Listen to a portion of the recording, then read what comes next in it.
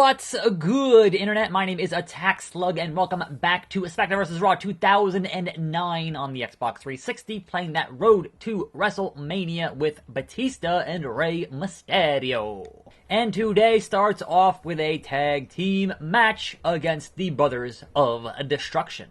And so my strategy remains to get tagged in as soon as possible, and then never let anybody else tag out. Rey can hopefully handle the interference, and then I get the pinfall, hopefully. Fingers crossed. Anyway, welcome to a fine Tuesday here on the show. Plenty of things between Raw and other various news bits to discuss on this fine Tuesday afternoon, etc., etc. First and foremost, a brief update on the Jeff Hardy situation, in that apparently he was 3 times over the legal limit of alcohol in his system, which is not a good look. Definitely not a good look. But no other updates beyond that. Obviously, he has his court date, etc., etc. Now, I have heard that he had a small cameo in the upcoming Ultimate Deletion, and may or may not be edited out of that, depending on how things go in the next, week or so. We'll see.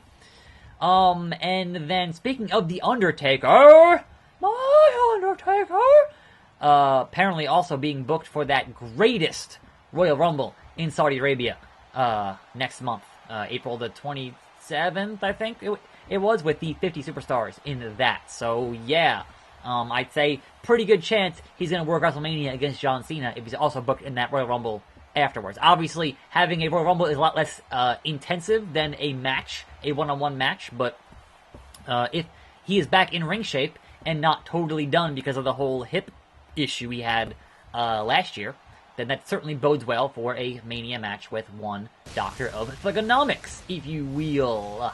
And speaking of matches being worked, or in this case, fights being worked, it seems like CM Punk has confirmed he'll be fighting again in UFC at UFC 255, which is June 9th in Chicago. Now, he was responding to a troll on Twitter, so I don't know if he was 100% serious, and I haven't kind of gone to do that actual research. But he said, yeah, I'm going to fight on this date in Chicago for UFC. So, sure, we'll see. Hopefully he won't rush in again, miss a punch, get taken down, and lose in 2.5 minutes again. I'm hoping. Just for a little bit of a better showing for Mr. Phil Brooks, if you will. Anyway, moving on to Monday Night Raw. Boy, oh boy, there is just some things happened last night that certainly shape our road to WrestleMania and the path and whatever else. And hey, Ray, yep. Problem solved. I tagged in. Dead man. Problem solved. Let's get Batista all up in this. So, your Celebrity Hall of Fame induction, as was rumored, and a lot of those rumors from like 2 months ago all kind of came true, as was rumored, is going to be Kid Rock. And Vince McMahon just loves Kid Rock for whatever reason. Kid Rock and Flo Rida are perennial McMahon favorites. So this one is completely unsurprising.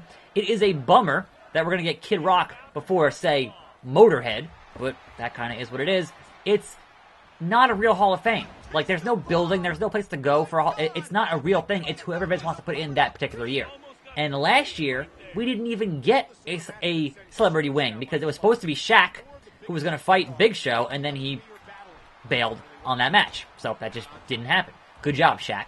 He didn't want none of Big Show with abs. He was like, nope, no thank you. Not having it. Not going to do it.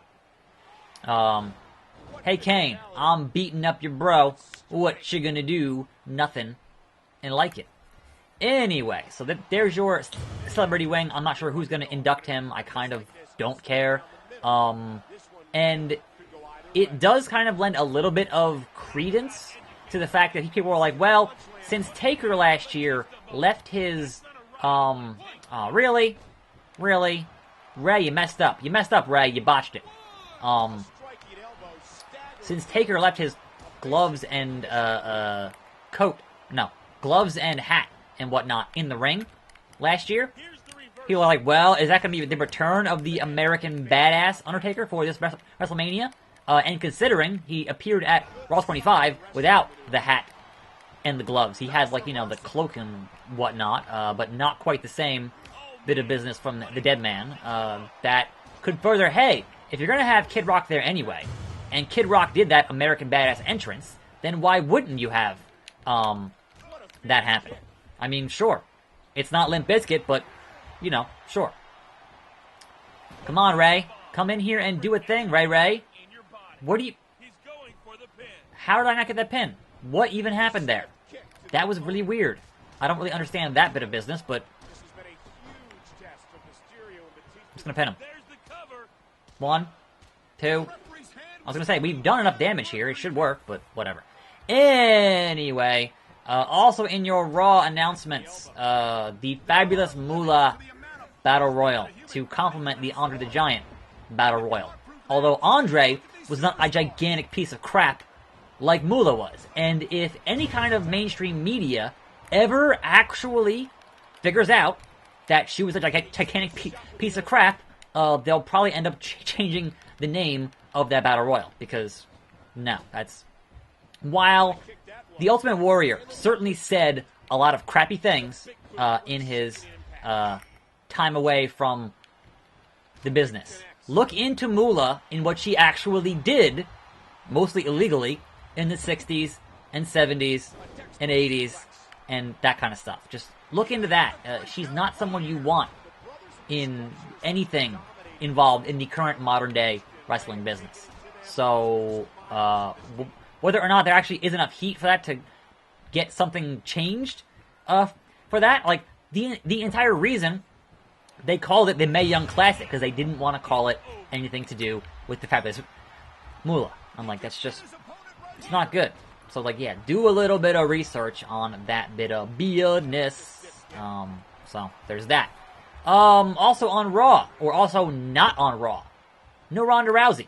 They made a huge deal about Ronda Rousey being on Raw every single week. Even though the whole point of her signing a deal at the Chamber was that she was going to sign a full-time deal and wanted no perks. And when you have no perks, that means it's your job to be there every week.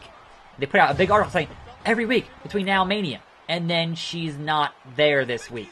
Because apparently they couldn't find, or they couldn't figure out any kind of writing to get her on the show. Or something. Like, if you can't figure out how to book your show for 6 weeks without having a wrestling match, you're not good at booking. Come on. It's official, folks. This team is better than ever. Better than ever. And we'll see if they can keep it real now that every tag team on SmackDown has them on their radar. Coach, tell me you didn't just say keep it real. Back in the day, you had Stone Cold on TV every week when he was actually not cleared to compete. And they had him on TV every week because he kept up the ratings because people wanted to see him. There are ways to have somebody on TV every week without actually having them in pointless tag team matches. Just saying. On the heels of the Royal Rumble, we've got a tag team war being A waged. war. Mysterio and Batista have looked good and have earned a shot to regain the WWE Tag Team Championship tonight. But it'll take a little more than good to get the job done. That's true, Parker. John Morrison and The Miz have the titles for a reason. We have a note. We still owe Morrison for that chair shot a few weeks back. He should be the one who gets beaten tonight. Optional goal. Beat John Morrison. Sure, alright. Is for the WWE Tag Team Championship. Oh. It is for the titles. Okay. We get ourselves, we beat Taker and Kane, so we get a shot at the belts. Sure. Why not? I honestly thought this would end up being a non-title, but hey, that's cool. Anyway, yes. We had John Cena challenging Taker again. And I would assume this match is going to be set now for WrestleMania. Finally get that thing rolling, because that's in a couple of weeks here. The Ultimate Deletion is scheduled for next week. They had a teaser for that, featuring, you know, Queen Rebecca and King Maxwell and, you know, Senior Benjamin, Vanguard 1, the lake, the boat, you know, the whole deal with that stuff. So I am definitely excited for that, to see how that thing goes next week on Raw. What else do we got here? Oh, the Roman Reigns thing, right? So they're continuing. Once again, Brock no-showed. And you had Roman go and confront Vince back in the staging area. He went back and confronted Vince in Gorilla, in that area. And number one, Shane was there. And we're breaking kayfabe here, Shane. Shane was not hired as part of production. Shane was hired as an on-air talent. If anybody should have been there, sitting there as who is usually sitting there, it's Vincent and Triple H, not Vincent Shane. So that was weird. I get what they were trying to do, right? But Shane is still hired as an on-air talent, not as, actual staff in the matter. Or that's my understanding of Shane's current contract when they brought him back, is to be on-air talent. Anyway, they had that thing, and just Roman calling Brock Vince's boy is just the most ironic thing in the world. Like, we know it's you, Roman. We know it's you, Roman. Anyway, tag team title match. So that whole thing was like, yeah, we promised Brock, and then we didn't deliver Brock again, and now for real, Brock next week. And then, of course, Roman is suspended temporarily for a week, 2 weeks. I wonder if he'll buy a ticket, because, that's what they usually do with that stuff. It's like, oh, he bought a ticket, and then he's there. So, that was that whole bit of business. I don't know. That stuff is still, they're trying so hard to paint Brock as this lazy guy, just there to get paid, which, he is, but, again, I've said the problem again and again and again and again, that as soon as Brock shows up and starts doing cool Brock stuff, people are going to cheer him, because he has this air of legitimacy that you don't get from Roman, because he fought and won in UFC. Just putting that out there. Anyway, we have the answer for Braun Strowman in terms of who, and what angle he'll get involved in during WrestleMania. And it will be the tag team titles on Raw, currently held by The Bar, who also did not have opponents up until last night. Now, most significantly, Braun was in that Battle Royal and won that match by himself. He didn't have, or doesn't have, a tag team partner. And we had heard that the challengers were going to be a tag team who was not currently a tag team, right? And people kind of assumed Matt Hardy and Bray Wyatt, after this whole thing, they would end up being a very bizarre tag team. But it seems like it's going to be Braun, perhaps by himself, or perhaps with a tag team partner. My suggestion, give him Kurt Hawkins, give him James Ellsworth. Something like that would be really, really funny. Rey Mysterio and the Animal are once again the WWE Tag Team Champions. Wow! Going into the Royal Rumble, we've got new champions, and they're as dominant as ever. I'm sure the Royal Rumble event this weekend will be filled with even more surprises. Don't miss it, fans. Don't miss it. I suppose it's entirely possible his tag team partner will end up being Elias. But I think if you gave him somebody way, way weaker, it would be way, way funnier. Alternate attire for Rey Mysterio. Cool. Here we are, the Royal Rumble. Thanks for joining us ringside for what is sure to be a huge big mustache. night. Oh, pretty man. big. You know I'm excited for the main event. 30 competitors, one ring, a title shot at WrestleMania on the line. Let's do this. Let's The best do of all this. three brands are hungry for their opportunity, and who can blame them? Let's not keep them waiting.